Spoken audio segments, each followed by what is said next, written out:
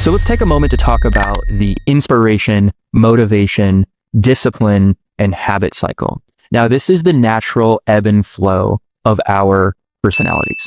Now, there are moments that you may feel inspired. You may be triggered by something that makes you feel inspired. There are other times where you don't feel inspired, but you are still motivated. And then there are times that you are not inspired or motivated, and you need to transition into discipline just to make sure that things continue moving forward. Now, with enough discipline, you can form habits. And when you form habits, then you go on autopilot and things get done automatically as they become habitual. Now, the power in understanding this is being able to self-reflect every day and understand what state you are in presently. Now, if you are in a moment of inspiration, that is a very powerful moment.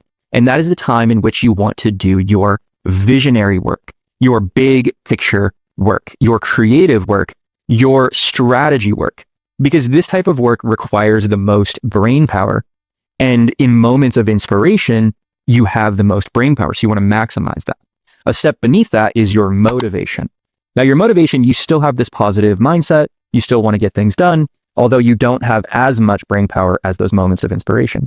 But when you're in a motivation state, you still want to get done a lot of your high brain requirement activities. That can be networking, that can be cold calling, that can be touching base with clients. It can be more personable things, or it can be more creative things, because you need that bandwidth, you need that excitement, and you need that positive energy in order to make it through those types of tasks. Now, when you are in a discipline moment, that is when you are not motivated or inspired, and you are just forcing yourself to work.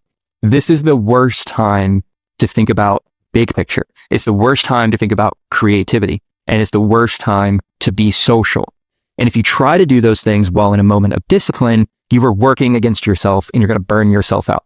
And so in moments of discipline, I focus on busy work, things that are not difficult, but maybe mind-numbing or maybe not the most exciting thing to do, but it doesn't require a lot of that emotional or mental bandwidth.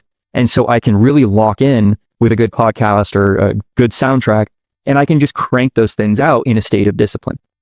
And then you do those states of discipline enough, you form habits, that creates a positive feedback loop. The more habits you form, the more you get things done. The more that things get done, the more success you find. The more success you find, the more moments of motivation and inspiration will come as you start to reap the benefits of your habits. But the key to this is self-reflection.